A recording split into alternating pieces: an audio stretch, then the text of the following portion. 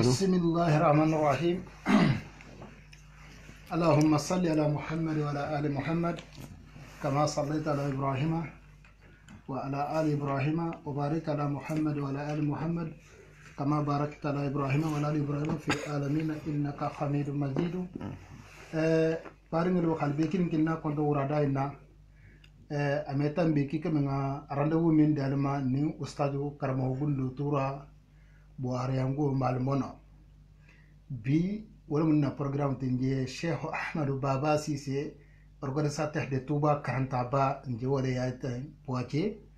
awa kabunya si jama bema awa organisateur Cheikh Ahmed Baba Cissé atrebana question posée là ustad gundu turama bi lesu na wala da minka kabunya si bema walmu assalamu alaykum wa rahmatullahi wa barakatuh Cheikh Ahmed Baba Cissé bismillah. أعوذ بالله من الشيطان الرجيم بسم الله الرحمن الرحيم. نعم. اللهم صل على سيدنا محمد بحر أنوارك ومحدن أسرارك. نعم. ولسان عجتك وعروس مملكتك إمام قدرتك وختم أنبيائك. نعم. صلاة تضم بالدوامك وتبقى ببقائك صلاة ترضيك وترضيه وترضى بها أن يا أرحم الراحمين. نعم. يا رب العالمين. سبحانك إني كنت من الظالمين. نعم. سيلا من فو نين كرمو لجيجانتي كرمو غندو تورا دونك ناتاتي بي nga a contacté abato waxti jansi wato Kenya sabula bi aha famasto donc hobula jama be fundula na bi jambi anata iko mimo riba toti hanawo nyasifanye ko ibaringe ni ha amak aha felala ibata amakuma ni ha songo fo kibata amakuma ni felala fana kibata amakuma donc ndumbe na la kila nyami karmo be na du nawle yen akono ha nyasifanye faal min shaka mission mo be nafa wala musallallahu wa sallam donc karmo no tura yo wala mena numu mohmo kuma kiko moro organisateur gana bangi nyame ha bismillah بين كل no فين بسم الله الرحمن الرحيم الحمد لله وحده والصلاة والسلام على من لا نبي بعده السلام عليكم ورحمة الله وبركاته وعليكم السلام ورحمة الله توبا كرانتابا ممبرلو هل بيكين كلنا كونتون بنيا كنترولا فمجيغو كنترولا من كرمو كونتون نا من بين ميلا وحتو انتو اني لا ديمبالو نا كنترول بسيلي بيما han kotolu konton han falu konton mogo fenfen mbingilu nalu mba be kilinkili na konton na bisu into tuba karanta bala no bata je mena la dunna wal hadala kono alhaji baba sisi hakeso min pose wa an abi hurairah radiyallahu anhu anna rasulullah sallallahu alayhi wa sallam qala abi hurairah almudiyalama wala hadisa muinti ham ta'alla kila ba mane man kisbama jomu abu hurairah tati saibolumu jomu saiboti musukunda to alla kila kafunyolo mulu hadino nyulla fasa hasi tantolma nyulla hadin ko sinkeloto hila kono la neno masibo sabula konko ha nyulla la boy ibedino nyina tangala ko fasa sintolma dino da hagola de nin dino tartibulu aseniari wala si samba arjanna kono arjanna dumu baluminte ame bang balulemu al aisul baqi asetul kadaw dunya balwonin sanke me abanta ni hasan bi woro fa soto ato imi borno betege imi adialo wala hake saybulu iman lo ifankulu katila dunya no fa hampo bon sayba kallanke bani halakila mangin kan neman kisbama الله كيلا هنين كاروكي قال الله كيلا كو أتدرون ما الخيبة قال هالو النبا ممومو مكومات الله كيلا لا سيبول مانين كاتي قالوا الله ورسوله أعلم سيبول كو قم مالو ألا أنا لكيلا ولا هالو ممومو مكومات قال كيلا بها بانجي ذكرك أخاك بما يكره ki ha fem fo ibari ngala kuto minga gwain e ha kudo fo ibari ngala kuto na ha me ase gwain khila sahibul ko afara'aita in kana fi akhi ma aqulu ko kila ba isen lomba ninga fem fo ibari ngala kuto min bato ah min kenet mbari nga julu sara baro nga en kame julu sara misalto mbari nga se min ke ngofo odum be kala nyaade khala kila ba habange neman kisbama إن كان فيه ما تقول فقد اختبته وإن لم يكن فيه ما تقول فقد بحثته الله كلا نمان كسباما أكوني هفهم في بارين لكوتو من باتو كيف تامكما ني هفهم في بارين لكوتو من تاتو فيو فقد بحثته يبتا فني على من البهتان نمكلا نياري سيلين كوني هفهم في بارين سون بارين لكوتو من باتو أسمين كي هو فو كيف تامكما as ame minke iho fo ki bata fadi alala Allah kila ne man kisbama ala hadisolu ni hakilinge e kani burata ki to te gomade kata bundani na hadisa jal fanga be na tajam si kata iho beje iho belo esa hadiso do je sain abe kumo do forin bar hadisa do be nyato min ba fasarla barni ta man wala saga isa hadisa do inta hamohol la nyunkula iman kan hamohol la nyunku minna non ta hamohol bulo bokula iman kan hamohol bulo boku minna hadiso imbe sahari abe muslimun kono afalante radu salihin afalan kono awa alla kila neman kisbama atal ma fasan ko mo ko manni akom badula dan tabije handula woro nombe mo ko daga tale dula woro no mo ko daga ta yo jamana jama ni ma mo ma kuma non fay sejunu bo soto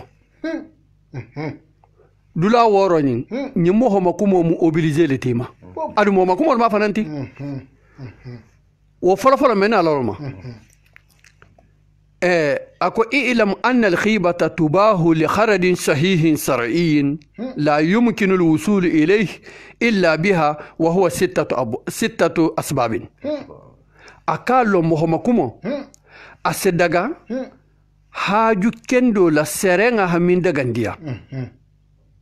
mo me sino haju mi ma fi ha mo makuma ku woro bije ime siwo ma fi ha mo makuma sabu woro mo al awwal aflafalo at-tazallum فيجوز للمظلوم أن يتزلم إلى السلطان والخادي وخيرهما مما له ولاية أو قدرة على إنصافه من ظالمه فيقول ظلمني فلان بكذا أفرفر منتي التزلم على وزن التفاؤل هي تو نيغو نياسفا نيندا غتال مو من تو نيغتا كا حالو تو نيغو نياسفا مو ين من سي تو نيغو نيمباكان حالتو نيغو نياسفا سلطان ولا مكانداتي والقاضي انين سرالكاني انين وفلوتانا مو من سنو هابو على تو نيغو انتو ابي تالا مون فلا جيسيلن ابا فلا كو كارسا بتان تو نيغي كيلين بوندانا موما كوما دغا تاجا الثاني افلانيو الاستعانة على تغيير المنكر ورد العاصي الى الصواب فيقول لمن يرجو قدرته على إزالة المنكر فلان يعمل كذا فيزره عنه ونحو ذلك ويكون مقصوده التوصل إلى إزالة المنكر فإن لم يقصد ذلك كان حراما أفلانه هديما ينين كونكو هو ما يلما كونكو بوجي أنها على سوسولا على الساجي سعبوكا نمو سافو بيتو اسافو لمن مغير يرجو قدرته على ازاله المنكر مو مين سنو همو نيمبو تينارو نينكان اي فاي مثالتو اي همو دولونتن اسكوكور مولك نا هاجلو تامي اسرا ايتو هولو برا مو دو بيدي نو كوما تا سو كوما كامله ايتا حتى هافو كارساي ميجلو سرا كوماي اذا نا مكوما لو بر مو كوما اندغ تاله الكو نيامين ازاله المنكر كونكو يسين بابلو karsa abe inkela ala gufun ama anu woni hondolo bari inganne hakenyi neti izalatil munkari alko abe min to nya fasolo dable inganne hakolo tide ni inganne man ta hakoti asatra hama kumale asatra mo anno abata haram ya bitugo e hamo hodolo nga sedolomi ale baba ha mo dolon ten dolo minale misalto wo mo si tembe masila la kumome ahananar ha fayen ba nyin sila kumome afayen ha dolo min buluka bare anganeto alaftale fo nyi mo so dolo min le buluka bare ba asita la kumome wala kanata foyten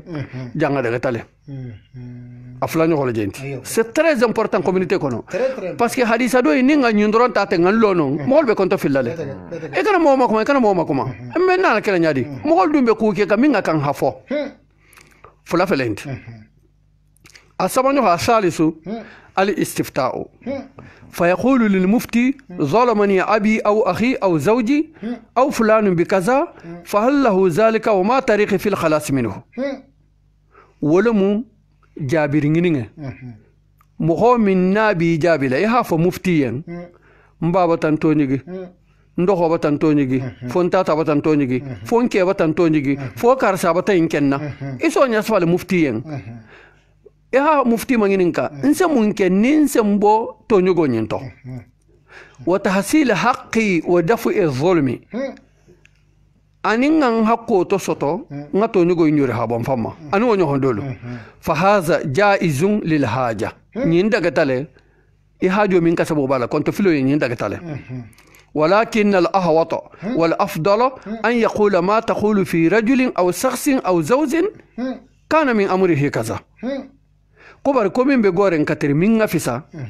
hari ma fo kom baba batan tonigi kana fo ndo batan tonigi afo mo hodo batan tonigi kana to fo mufti seno allonna mo hodolo mo hakito te goma hatugu e hajo seno le jara la jang hari ma mo hoyn to fo وما ذلك فالتعيين زائز bari nyimbe na taya mo to fo ma haram ya jande ni baba lemu nimmimu to fo jang ama haram ya bari min kenke hani ni man to fo bon الرابع أنا نيوه تحذير المسلمين من الشر ونصيحتهم وذلك من وجوه همسلم ولولا كيكوندي أنا نيوه مهدو لا توريما أني هي كنت دي مسلم ولما وكينيا حسيا منها جرح المجروحين من الرواة والشهود وذلك جائز بإجماع المسلمين bon jogu mo holla jogo nyasi fo mo adoti kabrin filar lalto anin sedolu obe dagarine obe nyaadi silen jarhul majruhin mo hodo hakuma do fo kumo mansaha e ha fo nyina kumo mansaha alko mo hol kana albalata hadiso do be filarin sain mo hodo be hadiso insana do to mo ho min te tonya fola te mo hotilinin te ha fo mo holi a hadiso alkani bulke na de mo min ja sana do to nyin te tonya fola te mbetane o daga tale anu wonyo hondolo wo fanan daga tale hajo kasabo kammala wa min hal mushawara fi musaharati insani aw musharakatihi aw idaihi aw muamalatihi aw ghairi dhalika aw muzawaratihi jamen na communauté kono mata sina communauté mako nsita male afese nage yalo yo hanyo sawranyo hoya ala wazin al mufa'alat al musharabatu hanyo min hoya al mushawaratu hanyo sawranyo hoya mohodo la bitanyato nonte mohodo den hoyato nonte aw idaihi hatuji ha kafu nyoya non ta hatuje non ta habara nyoya non to tala aw mujawarati non ta sigi nyoya ite me masela usaju me masela ni ha mo hodolon ko mo honyin amanyin alaji go manyin ana takabe jige alanyin kan bun kono e haka na haina kulo khala kulo yo ko mo so bente mo makumantoti wanto mo makumati ni mo ke bate konto gwama Allah kila neman kisba ma hadisa sahari ako man khassana falisa minna ni mingi konto gwama wonte na jama kono ni du man trakila jama kono uko bata ka ko yare sallallahu alaihi wasallam shada yo anin hamo hodo bitanya ibata bo mo hodo di musoko non ta mo hodo bata boy di musoko mo hodo bata boy di musoko nta halon ko mo hoy manyi ngaka na hafa min jana boy di musoko ten amanyi e kane bitanya musaharatu insan مشاهرة الإنسان ni haje futo dole se dunga sabala yorubo do wallahi billahi tallahi matan kali kali sabola min mela katifo al kafaratu alla kila la hadisu nim be ta hamata kan c'est pas la peine fan ko haba auto habla dunda ko toro fanan tato be fan ikende ya jangaro fan so do ya jangaro ntenti ki fate hidimi wodoron ta jangaro ti futo dole be dunda ta habo nyo mbulla asen jakali ale malum fan safe jani hakura mela ko futo la sita bata me kasa ta fan ko dole bije mbem potin kan Allah kila la hadisul kunnaje Allah kila ko kunga kenyamin ntole ke kanje mo homul la couple meta ko ma dembe ntena na bar musolo muinti mbaba do hokele muinti relation ameke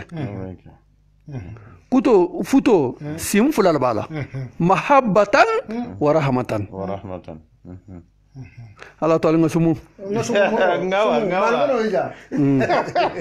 bismillah futo sim fulal bala kano ani hinno Allahu akbar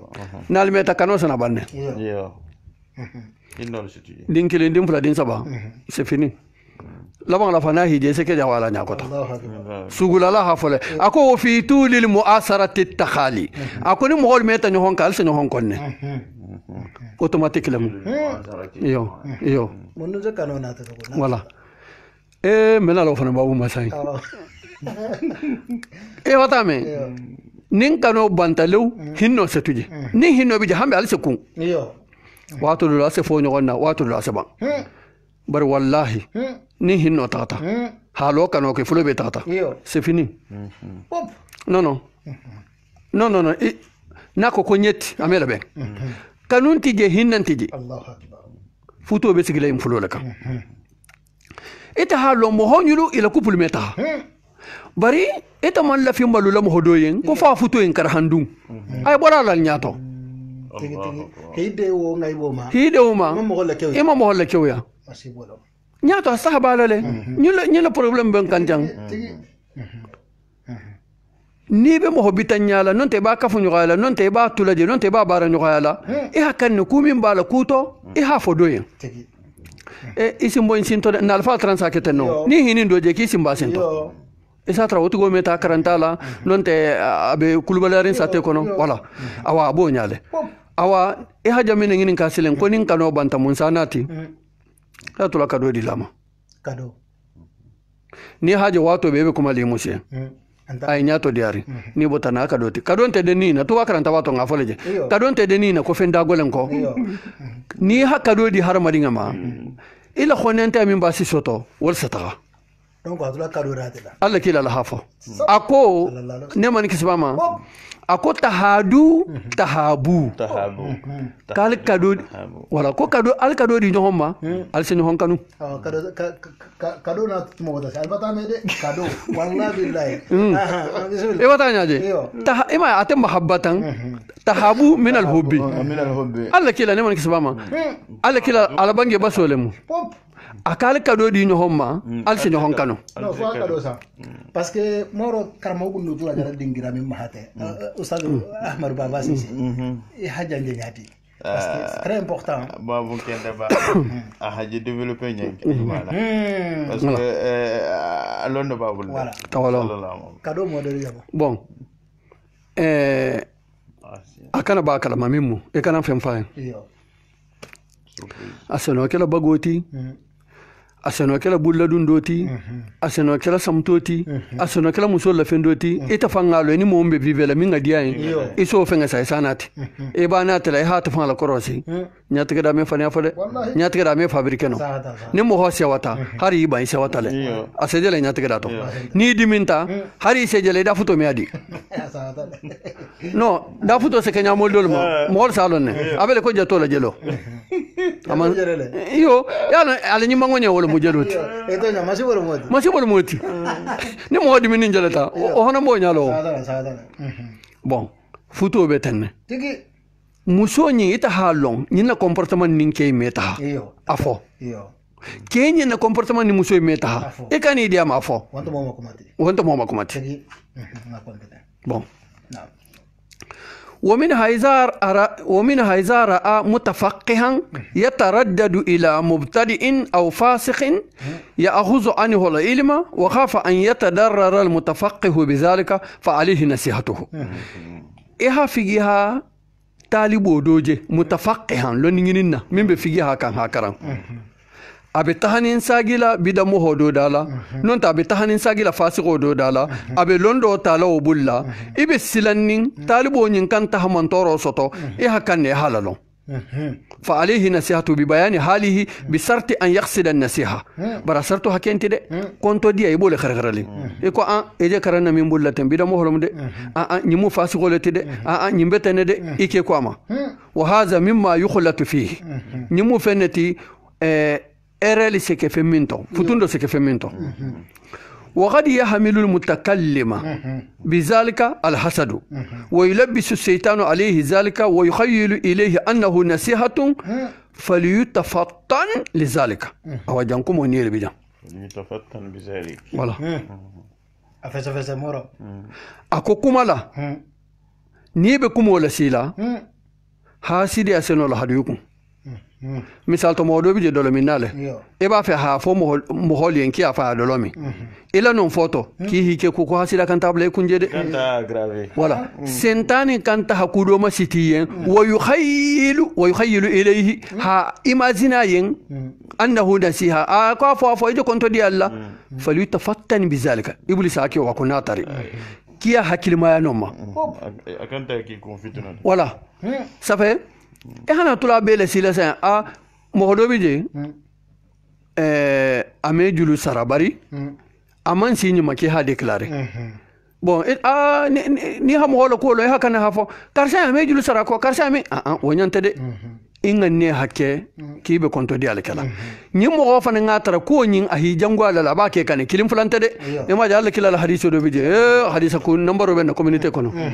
anyabo ame fasare ko me kitabu kulo yu'khadhu min as-suyukh hadisu asamta ke lama ame yingi no atano la moti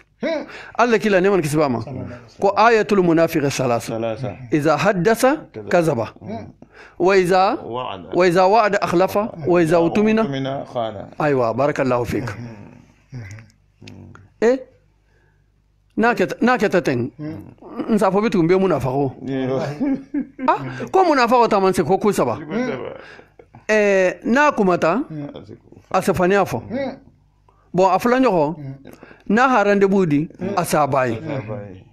نا إها كونفيانس لاتو أسي جامفا أميت خاتن إذا جان للتكفير تموتما إذا جان إذا حدث تموتما ناكمتا كذب فنيافا وإذا وعد تموتما نها لا هيدودي أخلف أو أصاباي وإذا أوتمنا تموتما نينكم فانس لا تاتو خانا أسجن فاكه أو كما قال صلى الله عليه وسلم يكرر ما يفعل أيوة يكرر ما يفعل بارك الله فيك نعم أنت فنيا فو كيلين يا كمنافقات هارند بو كيلين تينيا يا كمنافقات وين أنت ده ننت هنينا كيلين تينيا يا كمنافقات ننت يا كونفرنس كيلين لا تو يا كمنافقات وأنت فنيا هاسيا ما شاء الله بون وانتوتي ومنها أن يكون له ولاية لا يقوم بها على وجهها إما بأن لا يكون صالحا لها أكون مالوتي بيسيرو هتراين كاملونو على أنيا فما مثالتو أتمنو كونين توبنا وإما بأن يكون فاسقا أو مخفلا نينغا كفاسقوتي ننتا حكي جاجيتي أنو من يهولو فيجب ذلك لمن له عليه ولاية عامة ليزيله ويولي من يسله أتمي كسبونو نينكوتو كومو بي منيننا أحتها فمو هين من سابوينتو الله وفلوت حكومة كنت ستا الخامس ألولو نيهو أن يكون مجاهرا بفسقه أو بدعته كالمجاهر بشرب الخمر ومصادرة الناس وأخذ المكس وجباية الأموال ظلما وتولي الأمور الباطلة ألولو نيهو مخو إنك أباتي جنغو على فاسقو يالا هكا باروتي نونتا على بدان على إكو مخو منغا إي جنغو دولو منغا wo ya kana hafla ko dole min nala mu intide non ta hatula mo holi ketula musadaratu afaramu feneti negatif lamu wa akhzil maxi nyimbe negatif wa jibayatil amwali zulman aniha nafulul maden to nyugo sabula wa tawalli al umuri al batila anin habisi kolula ko mulkata to nyata note batalanta ya kolu habisi walla nyimbe mo ho done setalamu alko nyame asabulka iyo fa yajuzu zikruhu bima yujahiru bihi mba ajafan lankena mala minnatin nyim fo daga tale aji jangula minna nimingi jangu nafigi ala ngakana telefon ta hafo be ko nafigi lomiti non tese communauté beti nafigi kilin asesate nya kambele mo kurungo mando hoko iyo wala ke senali Allah akbar radiyallahu anhu senali ako kumo nyinyi libla ta lungo len sesilam ako nyin wuli kilin senali ako mansi ako bar jago wuli jago kilin asiale Allah akbar wa inna aduwan wahidan lakasirun ako jago kilin wa asiale wallahi mo kilin senole higwa france be mo kilin sa hatake ako bar nyin wuli kilin ومنسيا هاجو لو سبلا لساين مو بي سبا شيلو على مانكه هاجو لو سبلا مو كلين ساتينا ومو لو ذكرتين سوجل واتو بي اكو ويحرم ذكره بخيره من العيوب مو من جانغو دول من لا بالا دول من ولا فلا مو خولende كان دو كتافو الا ان يكون لجوازه سبب اخر مما ذكرناه بون ila an yakuna fonin sabu do ta tara wo ko le daga ndiya en dokota e ko men ngamen fo wol joti na ha dokota enke mbay sofo misal to karsain ame julu sara karsain to me montpellier bar montpellier be halo ne ko me julu sara anata na bo montpellier hana po akeda usaju baba halon ko min janna po akeda me julu sara hakan ha telefon wata hankeli malmono kar sabata na da abila kartela jame julu sara no ni mo ke dore bata kontu gwa kenna parce que ni mo fonyen ay talam fanan don to la masara asada yo na bata na ta do fanan don to fanan masara mo ho mingi jangu julu sara baliyala ise do luje bata julo ta julo bala mo woro la julo bala wonta ma kumarti de wala wa hakan ha donese alko nyaminna asjulo sara yo malmono sukuna te promi ngadi be man fama tema be lay molem asadisu aworo nyoho at-ta'rif ala wazin at-taf'il malondiro mo hodobi je ame malon fi hala fefo iyo wala fefo daga tale misal to nabe digi casting elema e ko min be digi casting amawonya ha iyo nim fe min bala iyo iho fo ala ko nyami mo wala samalo iyo na haja na mo haja wala aha wanda mo makomati fa iza kana al insanu ma'rufan bil laqabin kal a'mash wal a'raz wal asammi wal a'ma wal ahwal wa ghayrihim jaza ta'rifuhum bizalik nim mo ho tartabe mallonni kon tongo dole la journo iyo kal a'mash wal a'raz wal asammi bon a'mash fango al a'raz mo min be digila singama donc al a'mash min tulo manni non al a'raz min be digila simala asammi min tulo manni al a'ma finginte bon a'ma sim fana mudde fodolati barabata ta hantan kollate ba de fodol ma fananti a'raz min be digila asingama al asammi tulkuti al a'ma finginte wal ahwal ani min yabe tarin karofe awa nyimbo ho ise nyimfole alko nyaminna mogol samalon bari nga ne hake ne tide inta majallala de mbamba min saudiya nga mangin ka mo majelo ma kuma fanya ofrangan sala kuma fulana to fanya ako turan ko namu ako ni mo hi tara sogoma aka so nim ferobiye urala te kan tara الله ما شاء الله mo na tanya ko jubon tablo da tan tablo so ko ma hantara nga fo itaje maso munna godo bumba be mbulu mobli be mbulu ko be ben mbulu ngala tam maso attala senyi no jani wurala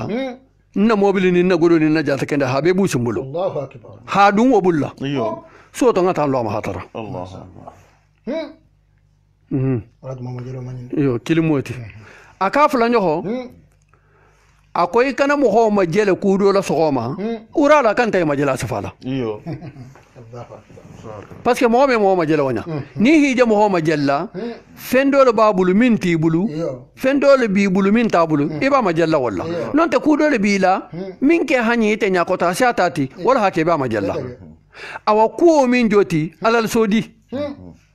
ala kan ta ho boyite bulla ha dunga te bulu halima falin jani urala Allahu akbar nabile nu huwa wala fo kafiro le wato ba ma jalla a hakulu ngol lese ay kulu ngo kan halese kafiro na ta hala min hala saka iyo e kan ko unuhu azibun amurka kulluhu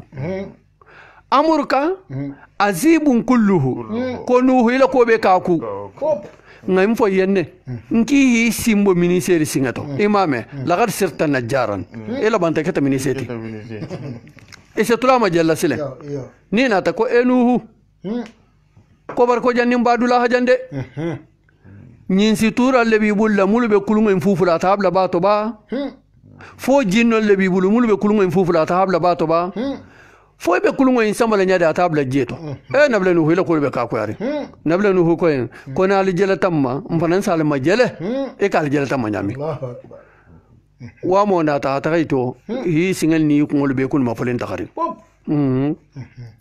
nabla nu ha toro ta de Allahu akbar ala toro sita male nim min ke bayata iyo wasadi ngana ma warin be made kalman ke bayinde alkana blako to nyata na fola lamu aba fe hambo be mballa siloka hambo ndalta mina tu sala alkana blako de sa fe hala jaho ya ke keti bitugo wasila hafaga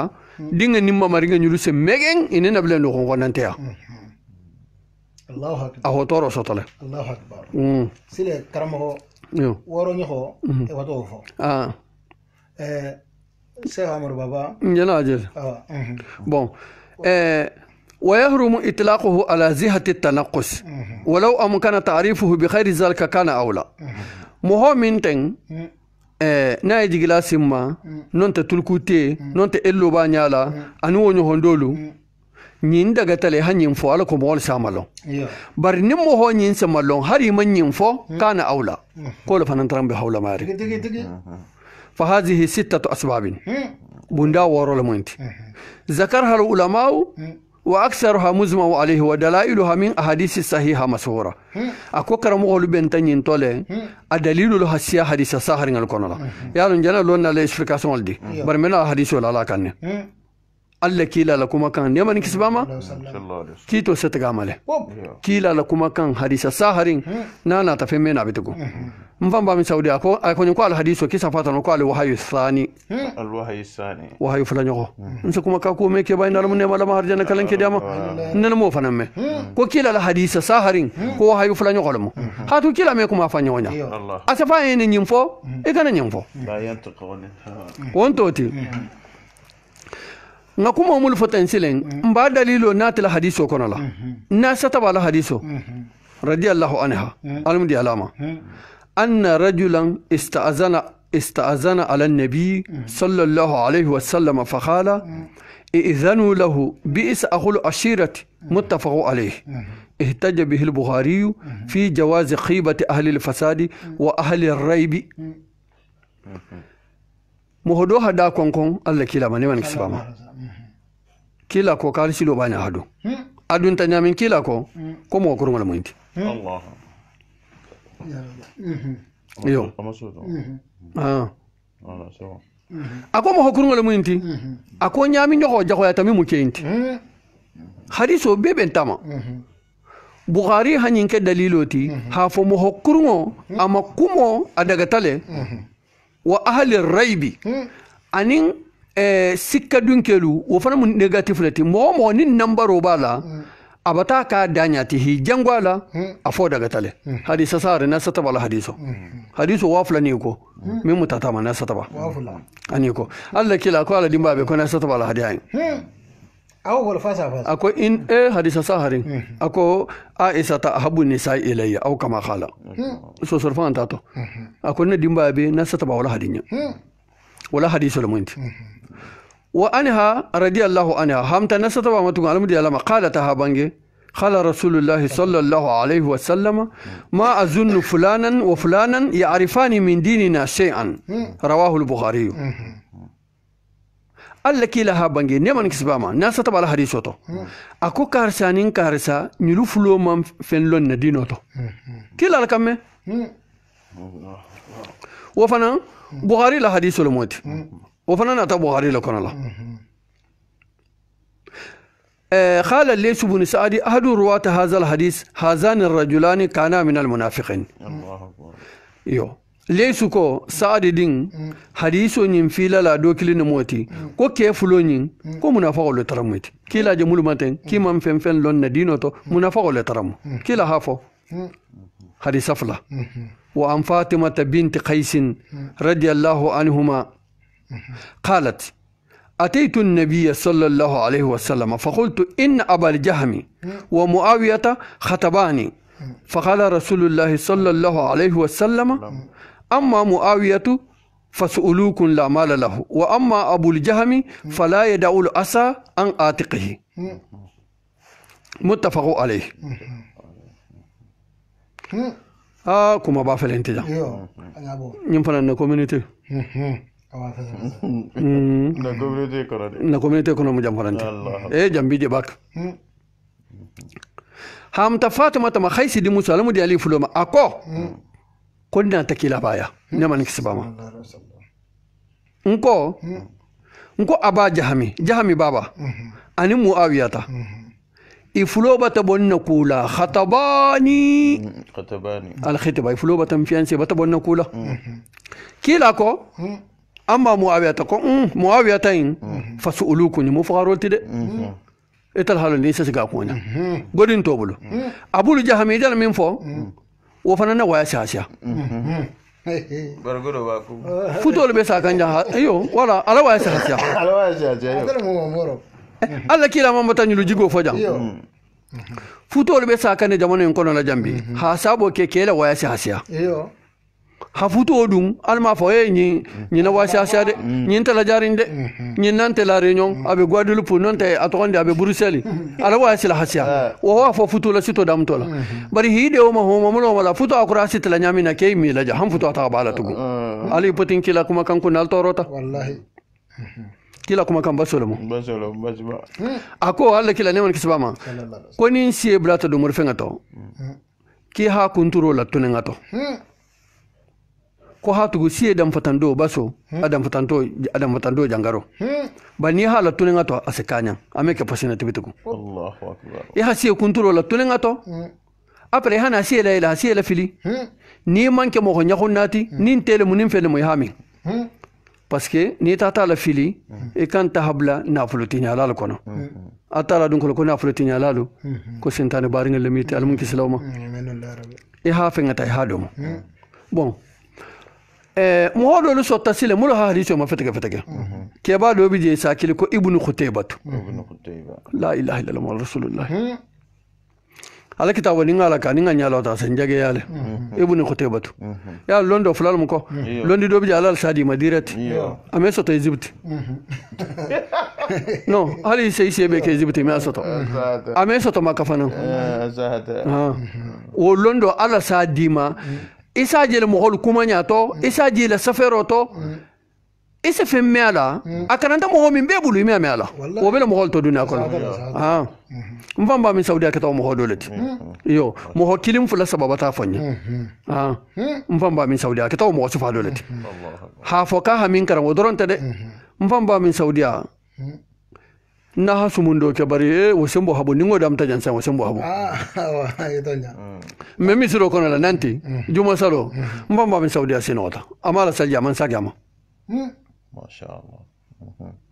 mbamba min saudi be sigirin asino ko tamba dafe nga jumo salin kuraren tata luma nga nyato gwa man la ales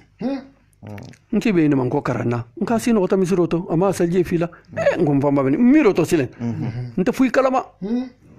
ni mo mo hola fa en kombay non te hida amta ayo sata hakita bu kilim fula karan o ma sin to ko yitilim bela anu te hajam mono zambe agura ngom bamba min saudiya salita ngala salje batinya banda kita wolu karan ni sino te la salje batinya tagari nga suma wil karabi ko mo kadamalu baraben to tide ntata lo man famba min saudiya halasa ilmu nafsi la karani ilmu tarbiya mumu ilmu nafsiti ni ha mo hoje halo ilmu tarbiya ha mo la megen ni doctora fulo babulu ala doctora in soto nya fana ha in sigala karanta la ha sifanyen psychologue la iyo en arabe kabra hanje halon konta benni bom fanan manna tun kono ngan kon fani nki la sino go misiroto hajumo selo ne man sagi la saljema ngo sino dun sa salje tinyale ngo hantoro ajelta hata ngafa ni mangina 23h iyo han subahu mbama be saudi be sino go nya safakanya Allah sino bin sa salje taname atinya anata hadisul tiwolung malon ko be keri ako yo ko atondi arsala ko ki ha jollo kono ki ko nga jollo kono ko ni sino ta kya sa yo akomba mo ni be sigiri sino ta o me saljetinya ni sigiri ngai sino veramente me ta dong jingo mo yo nga ngo ber nga fango to atondi kitabo to asmawi ngo sino ko sutun na guliata amunyata mbe patan kandoro ahatul hankura tankurarin awalada asafari ben ko lunon sana awalada ma insha Allah ahadalilo min be na tabe be mbulu akoni mo be sigirin ni sinota mbamba min saudiya ako men saljetinya ako saybol taran se gingol ne fi ko se keten isa wala saliman saljum la yatawaddaun ana taw hadisoti ni mo hila ni sinota don saljabatinya bari pozo ndo bije ni boma sino ko meke sino ko vrai ti yo basi ya ko la tadraina batat yadak atiji kitol tiji aha wala ke mo la regala se kusifa wala isembere misiro kono meno kusifa wala kabra ho jan soanya nyamina c'est fini o wala hada ngabe safela ana dalilu ngabe safela ala maraken on toti bon Allah kila ko sallallahu alaihi wasallam ko do nyimu bulu kulungal tide abul jahami ko la wa asiya yo ati sonko wala nimmu so ba ku kan en kambitu asa songato hadiso be ben tawma bon ha foko la yadul asa an atiqihi wal joti ala wa asiya matawfa وعن زيد بن أرقم رضي الله عنه قال خرجنا مع رسول الله صلى الله عليه وسلم في سفر أصاب الناس فيه أول هدف هذا أنت جنة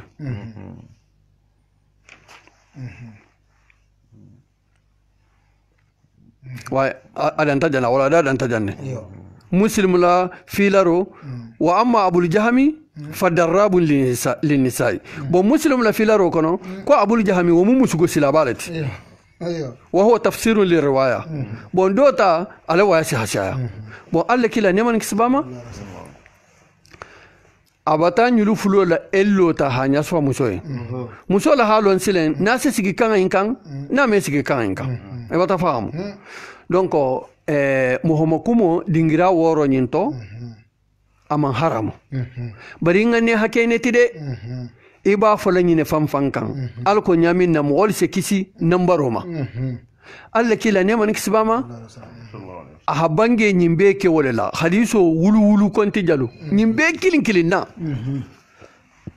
hadiso nyimbe kilin na baso lo matenya bari baso sakati nyadi ni halabara ha karanta hala kitabo kono wonta de mata si ta fosain ko do bi ni si angane ha jaw ha nabi bula do mur fengato jangaro be dam fatanga minna asano nama akew jangaro be jamina ma asano nama hobla do mur fengato ala ko nyamina se nambaro kila bon ngakumo do dam ta ngabla siloto mata ile bula ibnu khutayba ahajam fasare koni moholu ko yen ko siye ha doho siye na la dohoya fem fula hatara wato baso anin jangaro siye na la dohoya ko mo mo lube ngini karo kelawma i ko mo la hakane ko imira sama as-suban bida subo ma fa so dum de ba ko mo bije sa subo barni ha subo domu posinan tante fakala mais akono ni ho min e abe ko do kelila fem fula jo fananto ni ko ni sieta ngi ka ko ya wo fanan tala saka khuno ba to aton di bari subo fanan bije a subo o me mo faka bara khuno ni ho min e ba tala direct ala mun kislama o khono mimma a wakila la hadithul bebe tanne e ko me ha bange jamina ne man kisbama akoni wulo ha dabla miran kono kala ha mako sinya warawla riwayato dolto alha mako sinya warawla asagini ho banko riwayato dolto alha mako sinya warawla nyo ho banko riwayato dolto warawla ha mako sagini ho banko sanji siaman ko la mo nata no nyangini lonna balu doktorlu wulo dan ha dabla miran to ha mako han sinya warawla mundum bije parce que ntola mirando nyulu sinya kilin ko hanin ni nga jila bonke pan kono nsaba ko sinya kilin safuno la non ta fendo ageta bar wulo ta kila ko worowula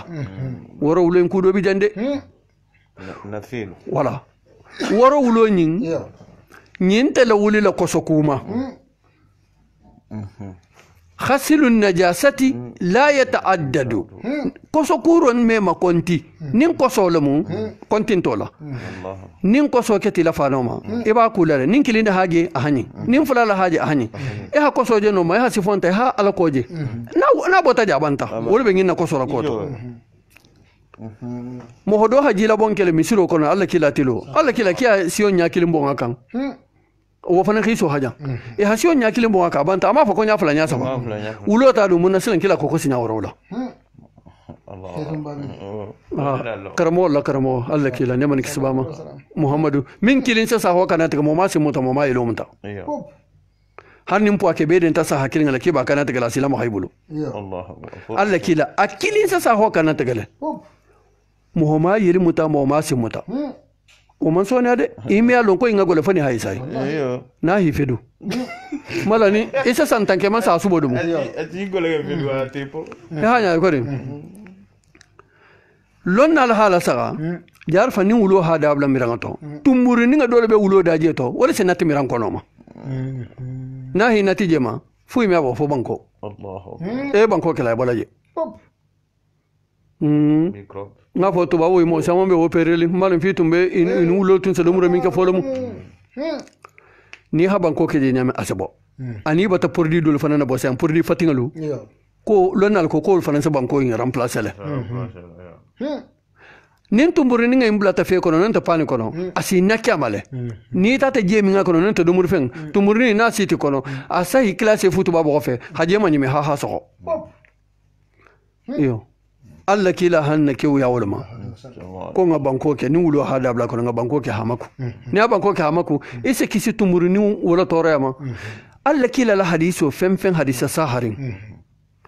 a pratique a hadi haramadinga la dunia la folola jana silal kamoma misilme a janga be kendeya hare haji la duinu wala ten abe kendeya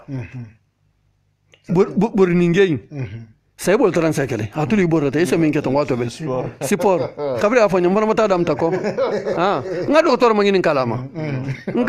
nga ngo sinya kilinu akoko hado ko nga sinya fla ke par semaine iyo 30 minutes barni hi bori 30 minutes alayen min bebe namela musuki alin kotobo kende amin sifa bento 30 minutes someni kono sinyafula nta halo ne kende amin bato ni hakino sigi sadu moyala fi fambar mala safe mala samo kenya mena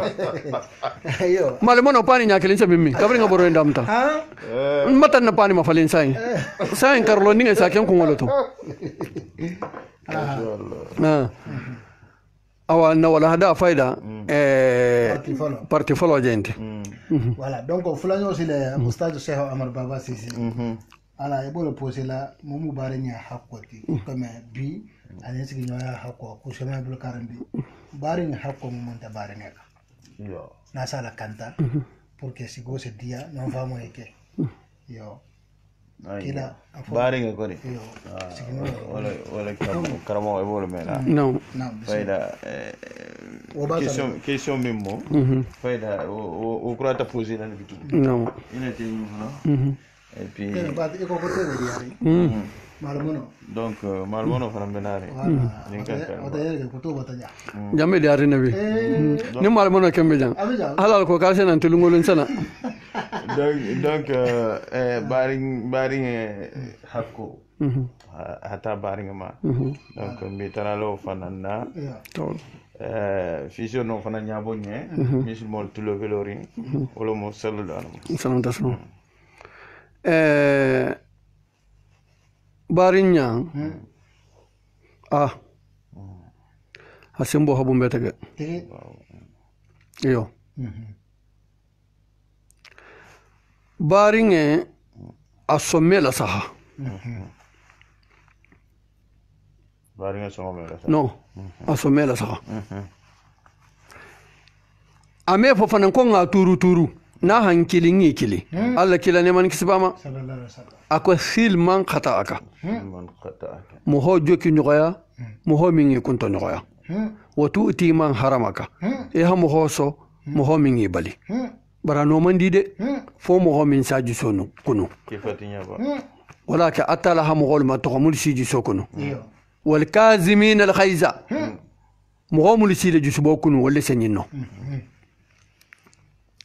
ngamelo na dola ako mo man kam mobile sanna dollar wa muhan e bar nga dobi je feto bala non to konko bala ako man daga Allahu akbar man hadisa lo ngala de bar kuma ngido masikita ma beteke e bar nga na jangarta e hakane hata hakonto jangaro bunya mela si bunya to ngini ba manyin atala ha mo saman soto yo